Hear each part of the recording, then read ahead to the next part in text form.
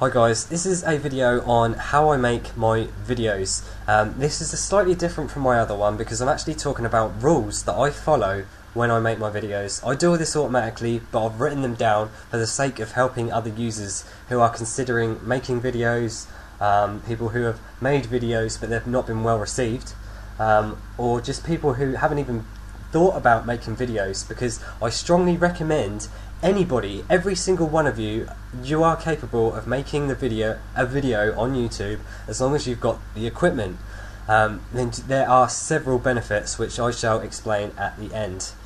Okay, so this is more aimed towards tutorials, but it can be used for any video at all. Okay, so before you even start the video, find something you love or know lots about. So if you want to talk about a specific topic that you know lots about and you want to share it with people, you want to teach people, you want to show a better way of doing something, it's well worth making a video about.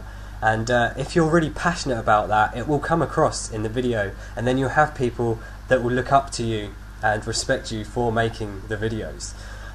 There's no point making videos on something you're not interested in. So if I was to make something about apples, just make a random video about apples. I'm not interested in apples, as in the fruit, not the computer.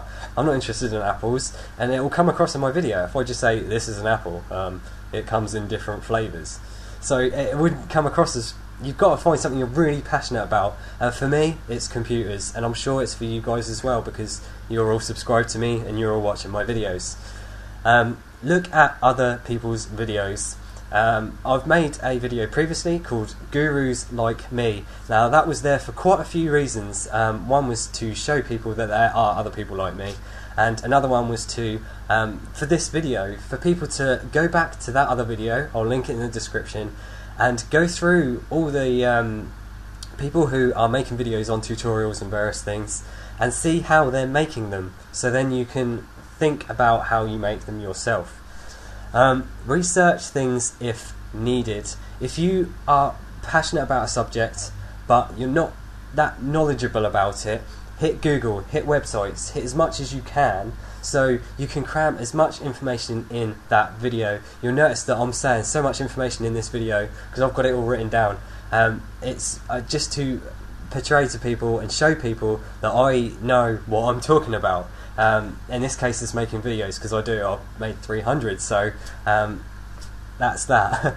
Also make sure you have a good understanding. If you pause halfway through your video, if you say yes, so this is a program, it's really good, and it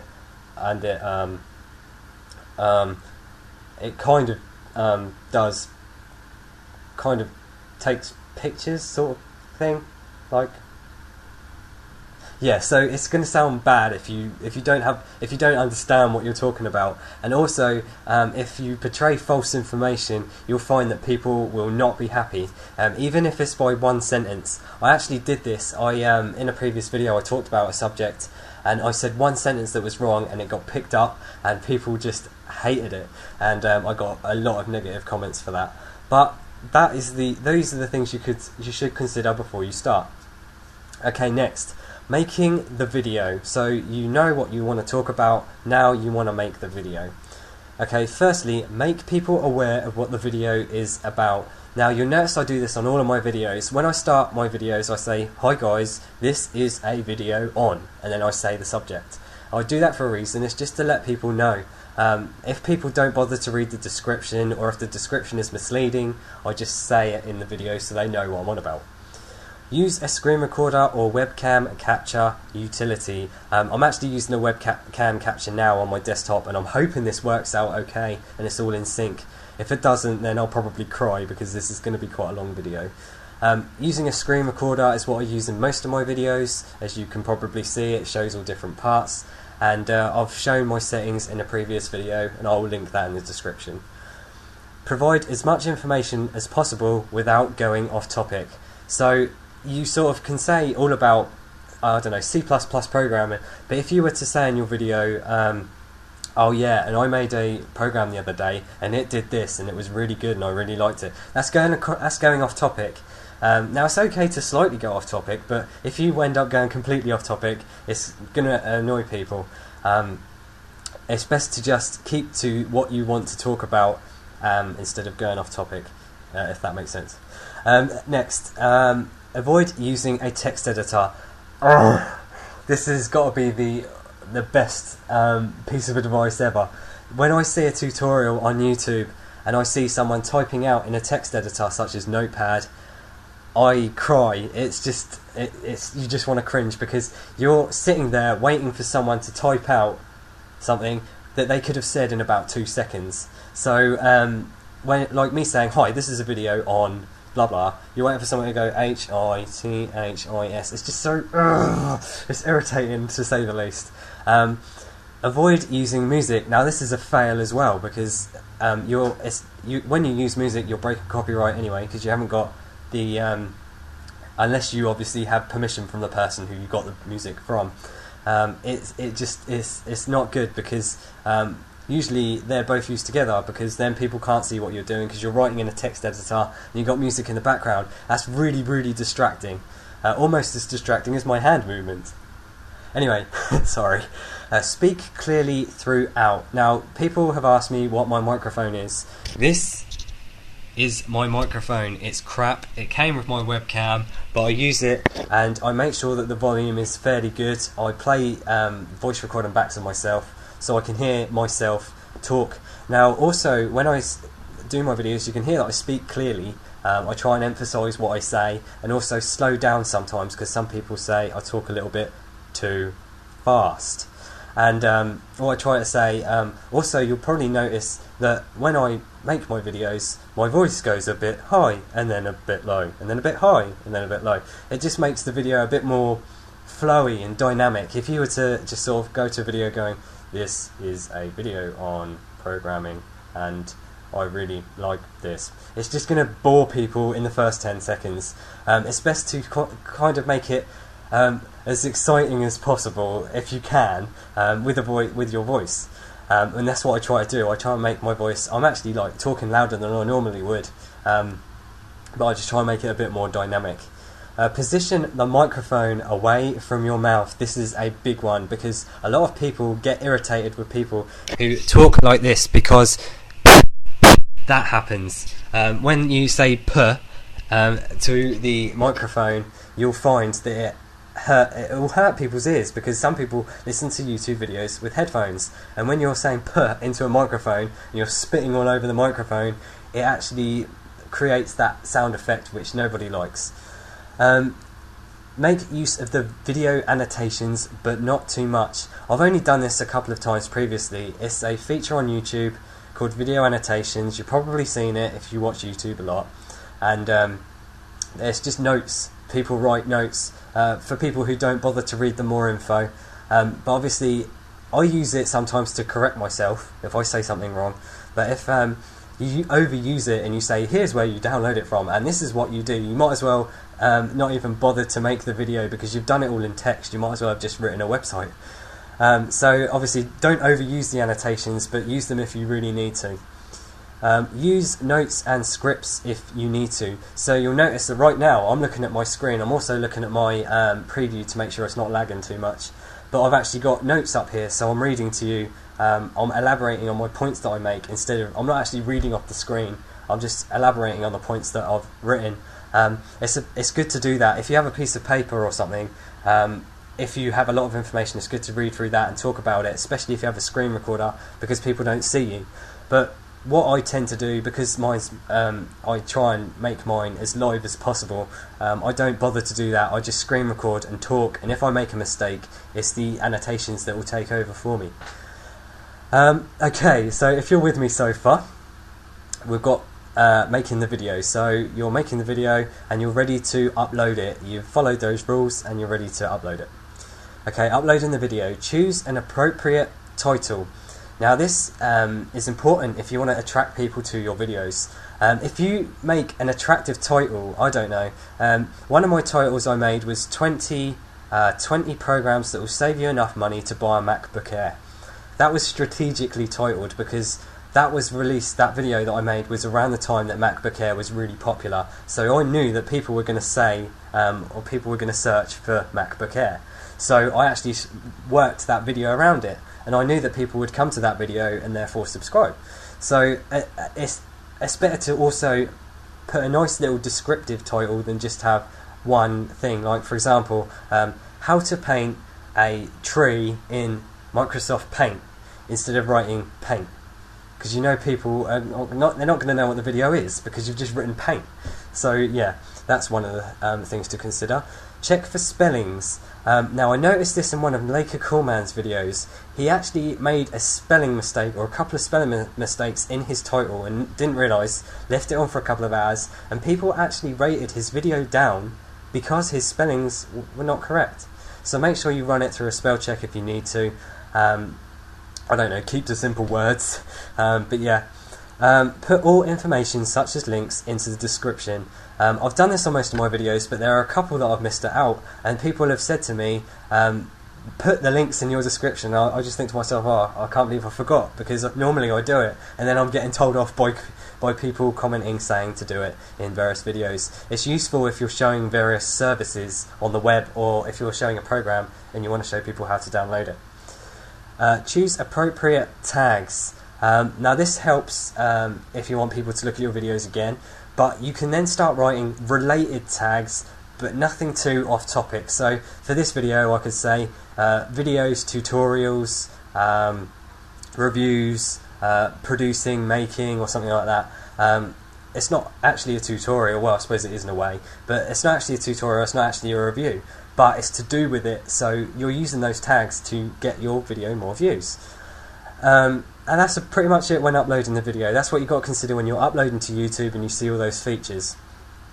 Okay, attracting users to your videos. So you've made the video, you've uploaded it, and you've got 1 or 2 views. Okay, make responses to other users. Either this could be your opinion or something you've found this related. So for example, with this video, you can use this video if you want. If you want to make your first video ever, respond to this video and say, I don't know, hey Duncan, I'm making my first video, I've followed a couple of your guidelines, this is how it's turned out, what do you think? And then I'll give you a comment. And that means I've viewed your video, and other people will see, as they've seen this video, they'll see the video response and they'll come on your video as well. So that will give you more views. So you could always, I don't know, as I make videos, make a reply to them every time. You can do it every time if you want, I don't mind. Make a response every time. I'd enjoy that, because I enjoy people making response to my videos because I love watching them. So anyway, ask users to rate, comment, subscribe. That's what I do at one of my videos. I say, please comment, rate, subscribe if you like my videos, and thanks for watching, or whatever. That helps people then know, they think, oh alright, okay, he needs a rating, okay, I'll rate him. A comment, what should I say? And then you say something, and then you think to yourself, the subscribers are the most important, really.